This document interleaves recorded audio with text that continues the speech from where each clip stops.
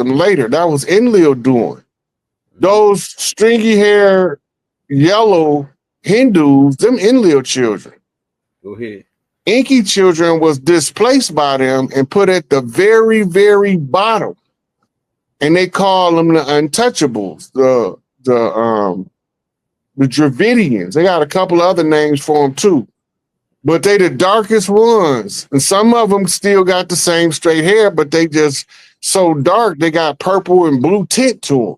And they call them thugs, like in Thug Life. Those are the devotees to Kali Ma. Yeah, the thugs. Yeah, those were the ones who held the motherland's most sacred. Mm-hmm. They believed in maintaining the balance and equilibrium of justice across the land in order to keep mama satisfied. Because if mama's satisfied, she gonna be able to give each child instructions on finding harmony. And when all of the children know how to find their own harmony, the family is in balance.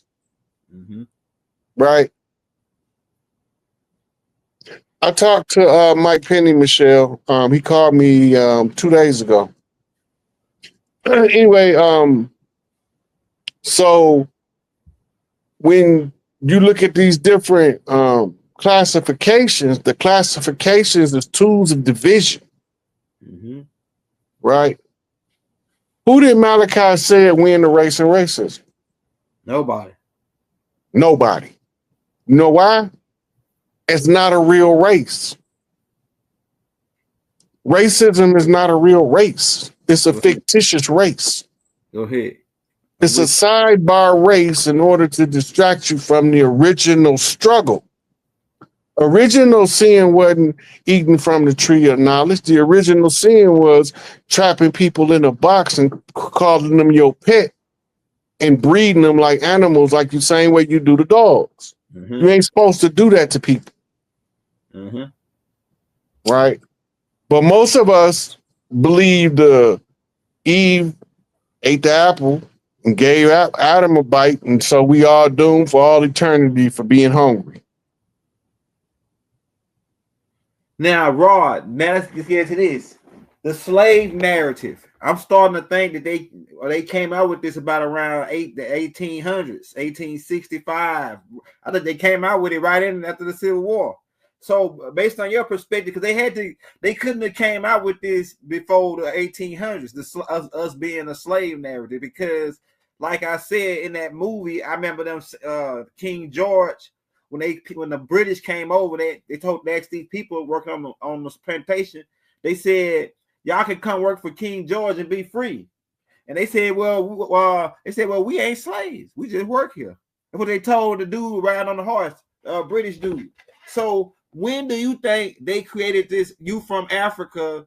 They started trying to tell us we from Africa as slaves. That narrative as slaves, because Africans is already over here prior to that whole slave narrative, 1492. I've been saying for the longest we've been marrying up and down the eastern seaboard with many tribes from Africa's royal families. Yeah.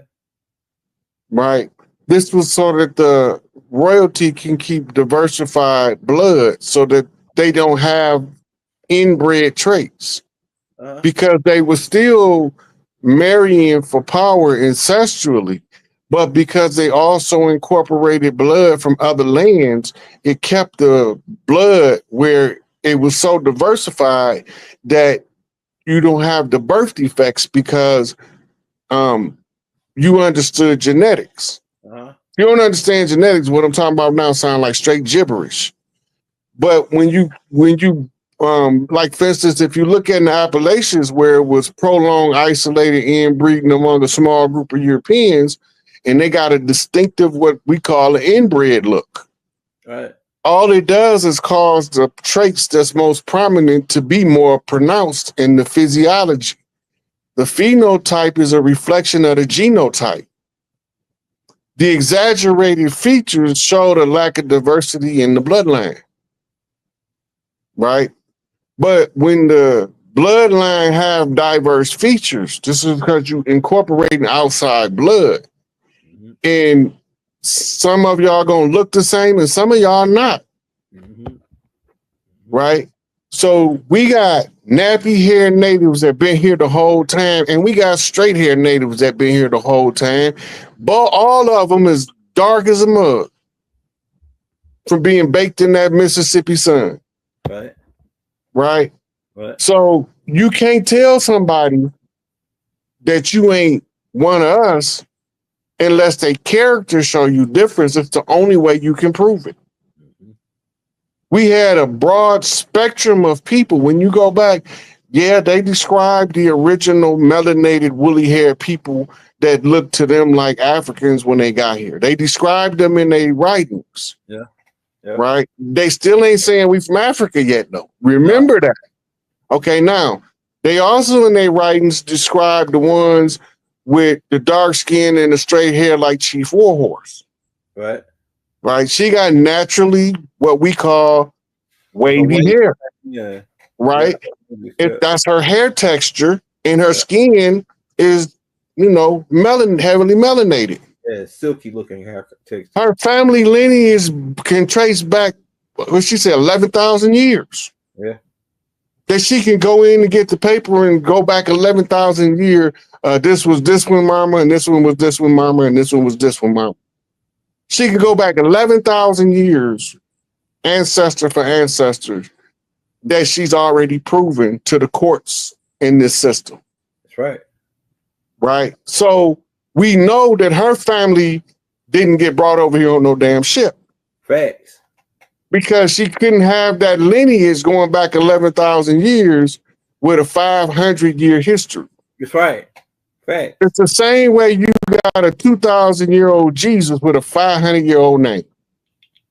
And nobody don't find that suspicious. What? Right? You can't have both. You can't have it both ways. Either Jesus was 2,000 years ago or Jesus was 500 years ago. But you can't have both of them. Right? It's one or the other in the name of the truth. That's according to right knowledge, right wisdom, right thinking, right understanding. That's all about the right-hand path for the righteous. You can't take what's correct and then make it incorrect and give it back to me and tell me it's correct, because I'm going to see the difference. Right. Right? So if I'm going to see the difference, then I'm going to correct you on the error that you inserted into the correct information. Now, other people that have been saturated with the information for so long, they don't believe it. They can't see the lie because they've assimilated into the concept or the storyline that the lie generates. It's the same thing when the actor gets stuck in character and got to go to the site to rediscover himself because he's been playing this movie role for 8 weeks, and now he done lost 2 years.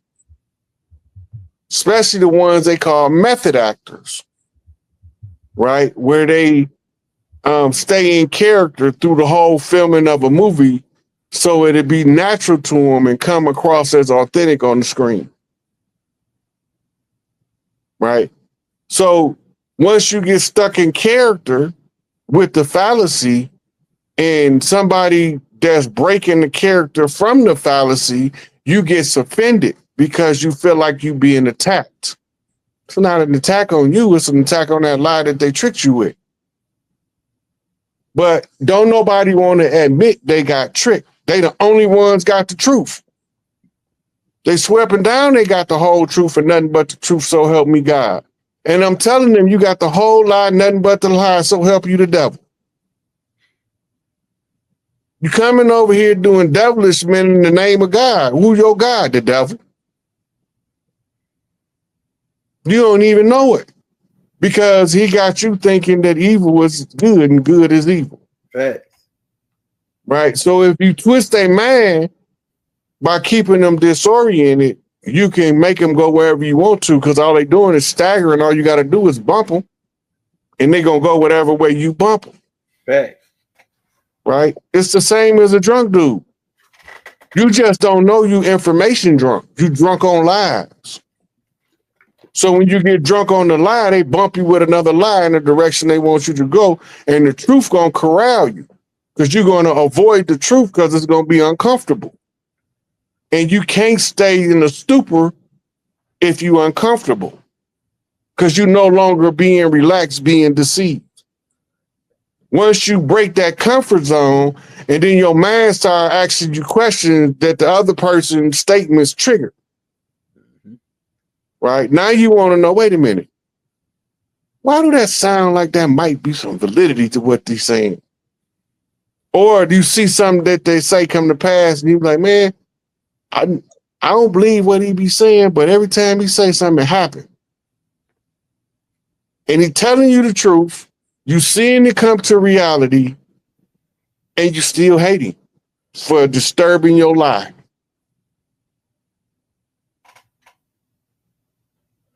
Hey, say Rod. So I'm writing. I got the questions written down. The next question I got for you is about jungle fever, because some people was noticing that some of these Moors came over here with Caucasian, pale-faced women for they wives, and then even like you just went in on a little bit of that too just a minute ago. But the jungle fever thing, and I guess that ties into the one drop of blood, I guess. But this is the part that tied into this is right here is the part of the question though. Now, I put a tape out like about a week ago about, it was like 5 incidents. The AI ended up finding 5 incidents where white women said something and then that triggered a black massacre, or a Nubian town, Native American town being burned down. One incident is Rosewood. Another incident happened in Atlanta. You already know about the Tulsa. And then you already know about the Emmett Till when he flirted with the white girl or whatever in Mississippi. Now, so that brings me to my next question: the jungle fever, and why was these Moors so afraid of the Native American man over here looking at the white woman? He wasn't. It's reverse psychology. Okay, go ahead. Go ahead. Go back and read Sex and Race by J. Roger and Nature Knows No Color Line. It was reverse psychology. Read Superman the Man. And he tell you how repulsed we were by the pale-faced woman. The only way that we was going to accept her is you had to tell us she was off limit and manufacture her as the status quo of the best woman. Alchemy in its highest form. You can't tell no guy what to do. You can tell him what he can't do is the only way you're going to get him to do what he wouldn't do anyway. Yeah. Makes sense. It was reverse psychology. Yeah, that's fact, bro. That's all, because they had to get that drop of blood. The motherland, the pale-faced fatherland had did their part, right? Because they had free reign over the women on the family farm that they rebranded as a plantation. And he was raping all of the whole family of women, producing offspring from them. Well, he did his part. So they used black celebrity status. And then you tell the god that's living like a god that he can't have something that his socioeconomic bracket say, that's bullshit. I'm up here now. I feel my God force. You can't tell me what I can't have. It was just the same with the eugenics. Right? What's the lady name that was pushing the eugenics? You remember her name? I think you talked about on the you did a class on her. And Walter Plecker? It was Walter Plecker. I think Marcus Garvey got in helping to promote it a little bit. Then it was that other lady. What's her name? She the one that said she wanted all of them to get the Negroes hang the Negroes. What's her name in Virginia? Hold on, I'm gonna tell you one second. Margaret Sanger.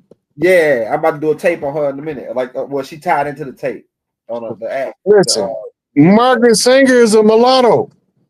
Yeah, she's a half. She a quarter. Right.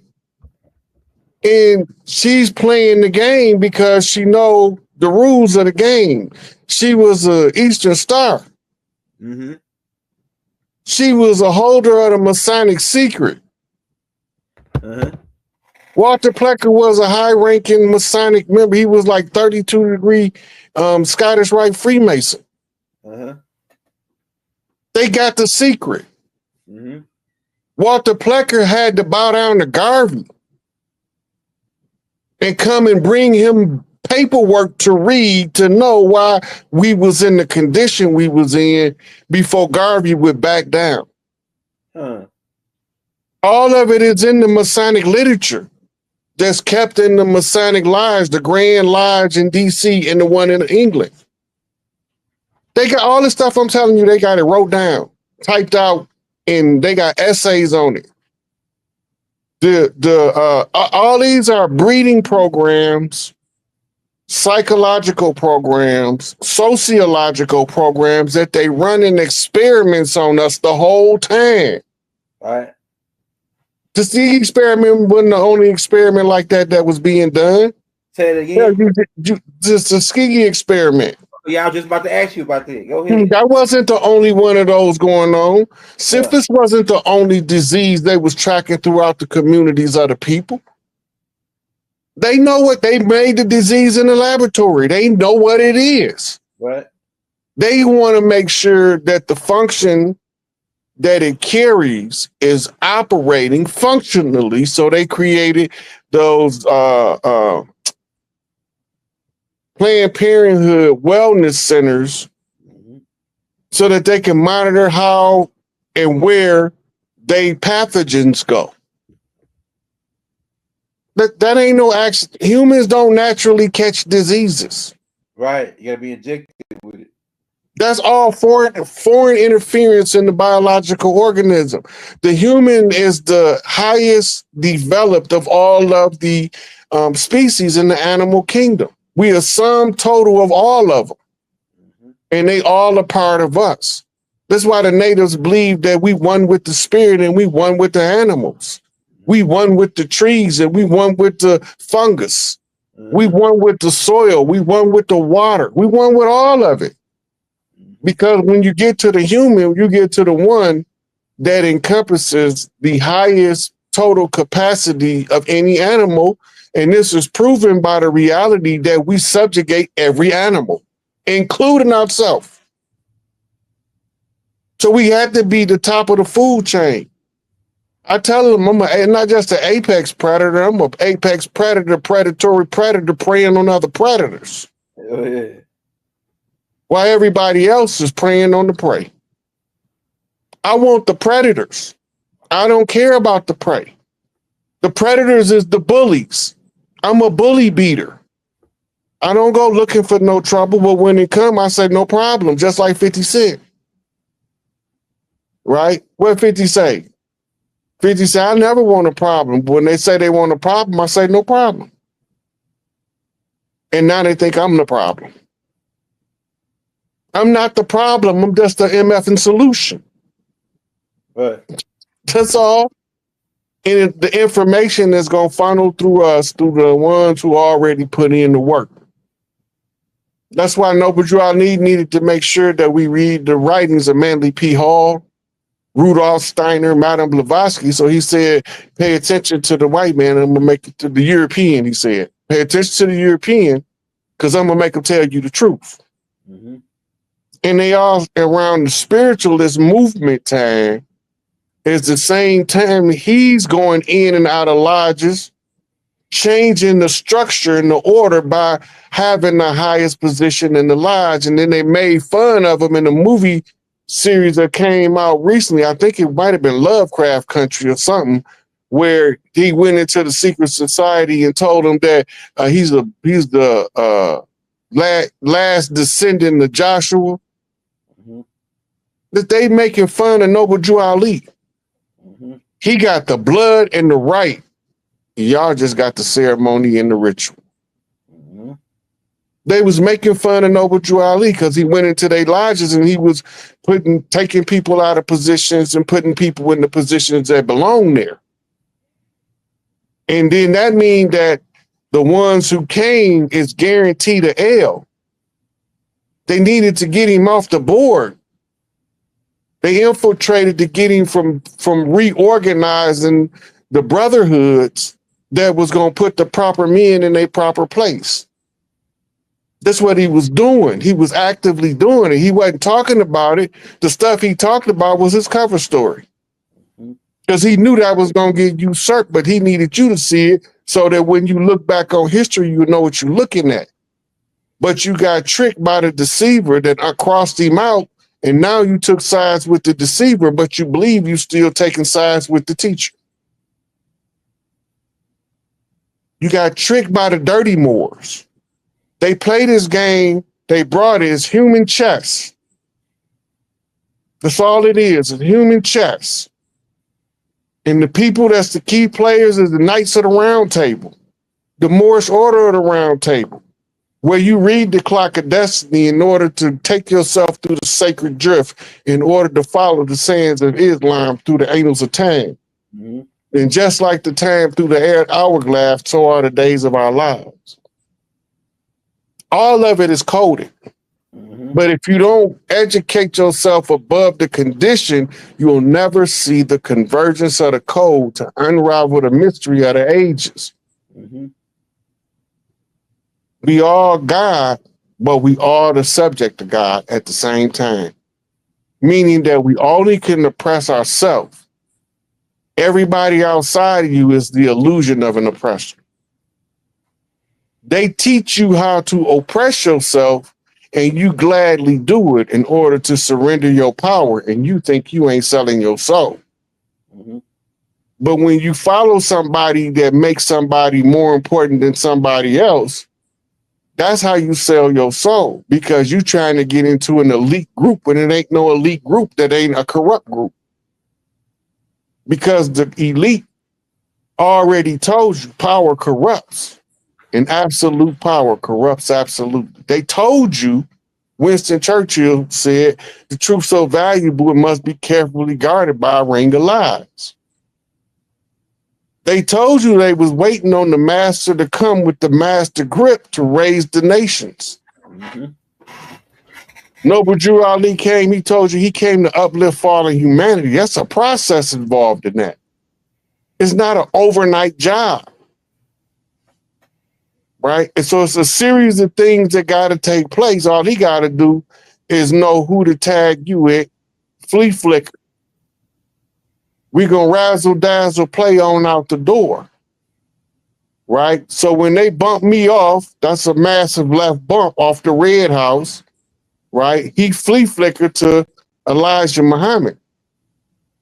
They tackled the wrong guy out of bounds.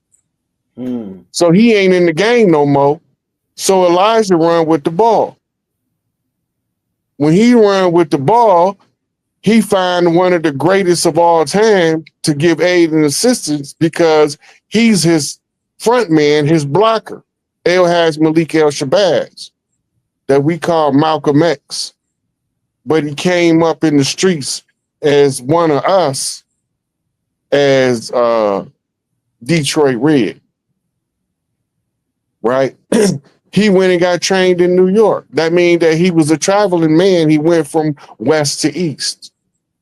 He went from west to east in order to be of service to the one that came from the south to the north.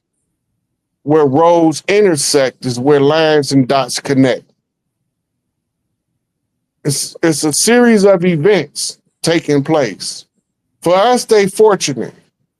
But for the ones who had their foot on our neck, it's very unfortunate. It's a series of unfortunate events that's leading to the great collapse of cataclysm, right? Where the last shall be made first and the first shall be made last. And the ones that's first that don't want to get to last, they're going to end up being kicked in their ass. Because you already had your turn. It's somebody else's turn on this ride. So you're going to get off and you're going to let the people that was waiting behind the velvet rope through, right? Because y'all make me want to scream. But you didn't know I was dangerous, right? We all tell it in a different way. But to connect the dots with what you already know is the easiest way to get you to understand what I'm trying to explain. And that's why they always told you he comes speaking in parables. It's not always parables. Sometimes it's analogies. Sometimes it's comparative analysis, right? But to be able to incorporate them in the right format to activate the consciousness of the ones who haven't seen the promised land yet, they didn't know that the land they was promised, they ain't gonna never get because they was promised a lie in the first place. Because you can't take from the rightful heir what's rightfully theirs and expect righteousness to prevail. It can't happen. That's right, bro. So the only way that righteousness can prevail is for the rightful heir to get the rightful inheritance and put the right people in the right place. Now that's all righteous, brother. I'm telling you, Fred Ray, right on, right on. That's an unchained melody. Right is right. You know what I'm saying? Yeah. Right. So right. all the ones that did wrong, that's their issue. That got nothing to do with me. I'm only concerned with the ones of us that's been trying to do right. And sometimes when we was trying to do right, we did a little wrong, because sometimes you got to do the wrong thing in order to do what's right. Sometimes in order to do in the mouth, that's the right thing to do at the time. You got to already really accept this. I'm just going to do what's right. Right. And you might not have to punch nobody in the mouth your whole life doing what's right. But then sometimes you might have to take a head for you to do what's right. As the man of the house, somebody do something to one of these babies. Oh, they might not see me, but I'm coming. They might not know I'm coming till I get there, but I'll be there. Shock and awe. Surprise out of nowhere. Bang, bang. Upside the head. Whoops, upside the head. Whoops, the roof. We don't need no water. The ropes. Hey, Rod, they break. So the Moors, Canaanites are bringing back up. They saying because they I put out a clip where you said that which one of these tribes are Moors on the land, and can the Moors tell you which tribe they was on the land? And some people saying, have they been tricked into thinking they Moors? Yeah. Right? So Moor is a catch term, first and foremost. Go ahead. The righteous Moors know they tribe. This is why I said that. Go ahead. My brother-in-law is a righteous Moor. He know his chief is Angel Bay as a follower of Noble Drew Ali. Right? He know this without nobody having to tell him because he know his tribe. Right? Now, I got another homeboy, Glover Bay. He a righteous Moor. He know his tribe. Right? They know, and they still teach more science, but they teach it in a way that brings awareness to the members of their tribe. Right? They don't have to be flagging peace stone hand signs, but they will, because it's their tribal language. They talking in sign language, brother to brother, Moor to Moor. They read the literature. How in the hell is you a Moabite, right? Following a lie when the god of the Moabites' name is Chemosh? Make it make sense. The Canaanites had a whole nother god. Well, to cut that as a clip. Right? You can go in the Bible and look it up. The god of the Moabites' name is Chemosh. I mean the mighty one. So if you're a Moabite, then under the catch term is Moor. Moor is a catch term. It's a term used to identify people with common physical characteristics. But they also have room for the variation of characteristics, because you can have a black Moor, you can have a Moor, and then you can have a tawny Moor. A tawny Moor is a Khazarian, a yellow half-breed mulatto Moor. The Zionist. They get their instructions from Switzerland. That's the home of all finance on the planet. That's right. Right? The most control you can have on the planet is control the purse strings of the entire planet Earth. You are the neutral party in all wars. Go back and find out when their last war was. You're going to find out the last war was with the French. That's right. Why is that important? Because the French Revolution was ousting the Moors, the ones they was calling Moors, but they was calling them Berbers at the time. Mm-hmm. They wasn't calling them Moors yet. They was calling them Berbers. That means they came from the Ottoman Empire. They barbarians in English. Mm-hmm. They from the Barbary, which is east of Rome. Right? So this is how you know they different from the Atlanteans, or the, as they say in the book of Enoch, the people from Tartarus. Because Tartarus is the landmass called South America, and the closest 2 points of South America and Europe or Rome, they intersect at a westerly direction. So they call the Tartarians anything that was Atlantean. But it's because of Tartarus that they recognize the Atlanteans as being Tartarians. Right? They called them the light beings, so they labeled them as Hyperboreans. Right? They say they from the rainbow, as the Hopi prophesied the rainbow children, the different tribes of the original Earth tribes. Mm-hmm. Right? There was 7 distinct colors of the rainbow made up the Hopi rainbow generation of children.